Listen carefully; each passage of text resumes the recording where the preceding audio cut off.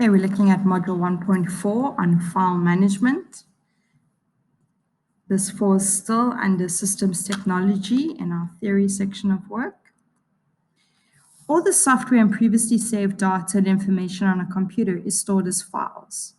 Data is temporarily loaded into RAM and must be saved into a file on a storage medium to make it permanent. So if I open up a Microsoft Word document, it loads into the RAM of the computer.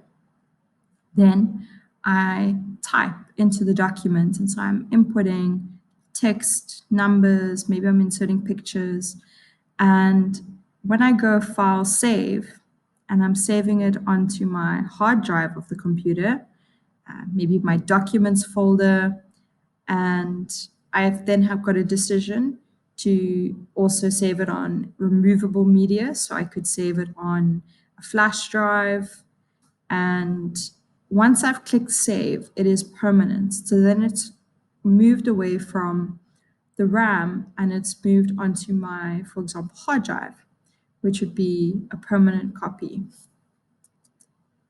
File Explorer, it used to be called Windows Explorer, is the file management software that is supplied with all Windows operating systems.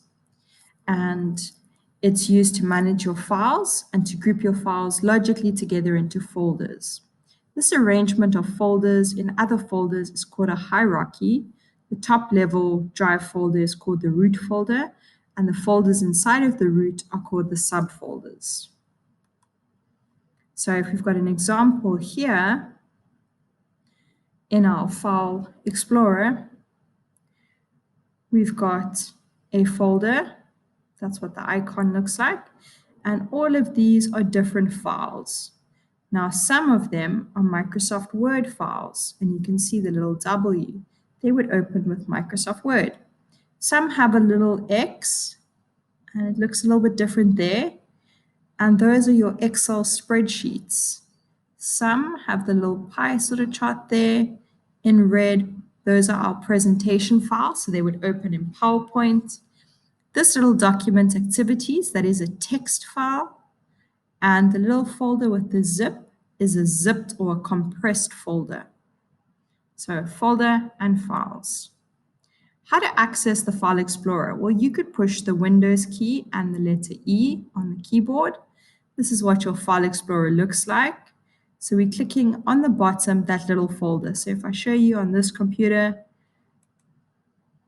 I'm just going to open a new one. File Explorer. So I've clicked on that little folder, File Explorer, and it opens up and it shows me all the different files and folders on my computer. If I go to my documents, I've got lots of folders. And if I open up a folder, I have a subfolder. So inside my 2021 Gr10 cat folder, I actually have 2021 grade 10. And if I open that up, I've got data files. Data files is a subfolder of 2021 grade 10. I open up data files, and I've got lots of data files over here. These are all subfolders of the data files folder. Open up 1.1, and here I have a MP4 video file. If I go back and open up 3.1, I have Word documents.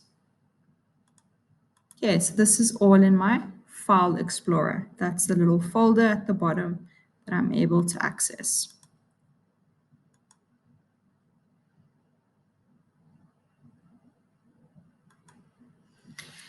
If I'm wanting to plan a logical filing structure, so you want to be able to find things really easily, plan what you would like your basic folder structure to look like. Think of the main categories that you need to save your work under. For example, as a student, you'd probably want a folder maybe called school, and inside the school folder, you have a folder for each of your subjects. That could be a logical way to save your work. As a teacher, I have folders for the subjects that I teach. I have folders for subject meetings where we discuss things in the different subjects. I have folders for teaching, staff training. I have folders for personal things. So I might do personal staff development, attending training courses, and I would fold those kind of things under a more personal folder. as opposed to staff training that I would do with the whole staff, and I would also want them to access that. Keep on refining each level. As you move on, you'll find maybe something works better for you. Use meaningful names for folders and files. You don't save your Word document as document 1 and the second Word document as document 2. And if you keep going with that, you'll eventually have Word document 3475. That doesn't tell you what is inside that file. And so using meaningful names makes it much easier to find what you're looking for. If you move between computers, it's a good idea to use the same folder structure on all computers. Examples of a folder structure. So here we have a cat folder. That is our root folder, our main folder. A subfolder of cat, we have prac, and a subfolder of cat, we have theory. We then have as subfolders of prac, Word, and Excel. Subfolders of theory, we have network and we have internet. These are all subfolders of cat, our main folder. If we create a folder, you just right-click in the white area, just where there's no text or writing, and you would choose New and then Folder, and that would then allow you to name your folder. Creating folders, you could also go on the Home tab and click the New Folder icon. More about files. Each type of file has its own icon. So Adobe PDFs have a different icon to Microsoft Word documents, which have a different icon to Excel spreadsheets, different icon to MP3, so audio, music, JPEGs or images, different icon to compressed or zipped folders or files. Files are given names when we save them. Operating systems have rules about how these names must be formed. The file name must consist of the name of your document or file, dot extension. The extension tells us what program will be used to open that file. For example, cat theory notes.docx. That docx tells me it is a Word document. The Word document must be opened, that program, in order to view those notes. If you open up with the wrong program, the document might not open properly. A file path. This is a succession of folders that lead to the location of a specific file. The backslash character is used to separate the list of folders, e.g. shared drive / cat / Gr10 / test. Sometimes the backslash is also in the other direction.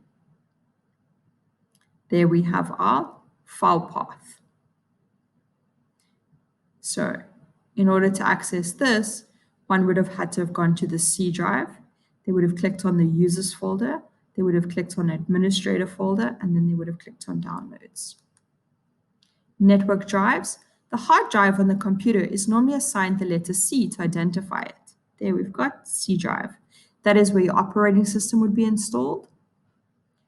Other drives could use letters D, E, F, G. So if I connected more hard drives or more solid state drives, connected my flash drive, other letters would be allocated to those things.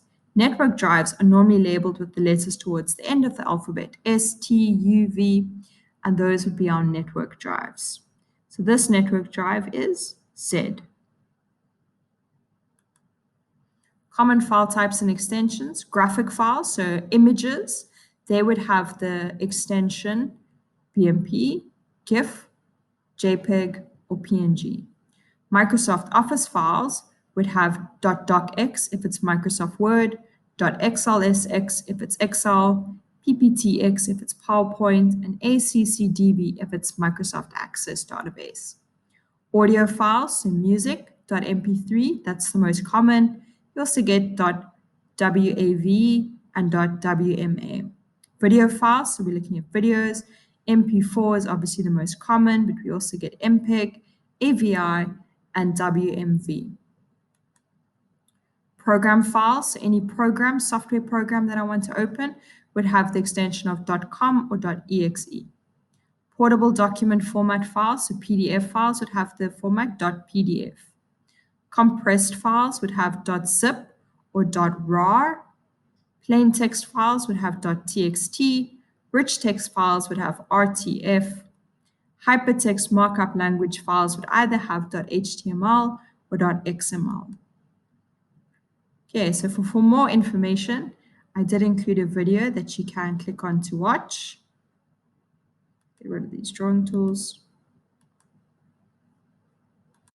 Okay, we're not going to watch that. And that's, no, 17. File Explorer will display the following details about the files and folders: the file name, the date that it was modified, the type of file or folder that it is, and the size of the file. Generally with folders, the size is not displayed there. You could get that through going to the properties. The size normally just displays for our files. Typical operations that you can perform on files or folders: you can rename a file or folder as long as it's not open. You can sort in ascending order, so A to Z, or descending order, Z to A. You can copy a file or folder. You can move or cut a file or folder. The difference between copy and move: copy, if I copy something, there are now 2 copies of that particular thing.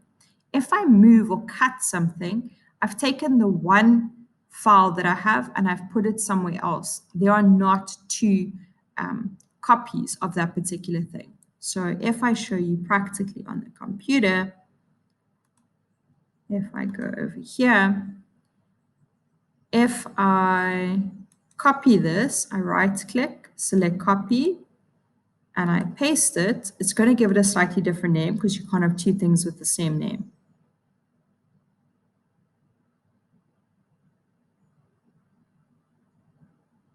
Okay, you'll notice it's actually popped the word copy there. Okay, and as soon as it's finished copying, sorry, that was quite a big thing to copy.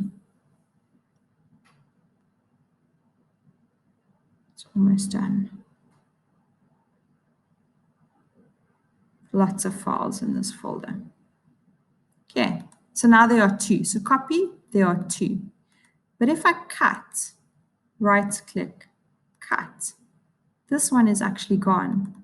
And if I paste it over here,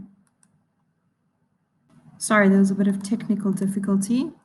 So I moved this from here to here. There is only one file.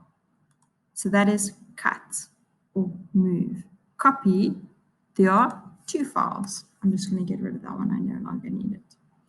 Also, if I rename something, I right click and go to rename, and I can give it another name or add on some more letters. To delete, I would right click and select delete. You can also use the different tools at the top to do those kind of things. Okay. So that was cut, copy, paste, delete, sort. Converting between file types. Each program has its own unique format in terms of representing data in each file created by the program. It is advantageous to be able to save the file in a format that can be read by other types of programs, so that you can share data, so that users of different operating systems can also open the files, so that users who have old copy of the program can also view the file. So for example, if I've created a Microsoft Word document and I email it to a friend of mine who has a MacBook, and maybe they don't have Microsoft Word on the MacBook, they would be able to open it using the the Apple software equivalent, whatever their word processor is, they would be able to open the file. Also, if I've got a copy of Microsoft Word 2006 and somebody else has Microsoft Word 2019, we can still share files with each other and still be able to open and view the files. So if you have an older copy of the program and somebody else also has a newer copy, you can still view each other's files. Okay, so that's the last part of file management.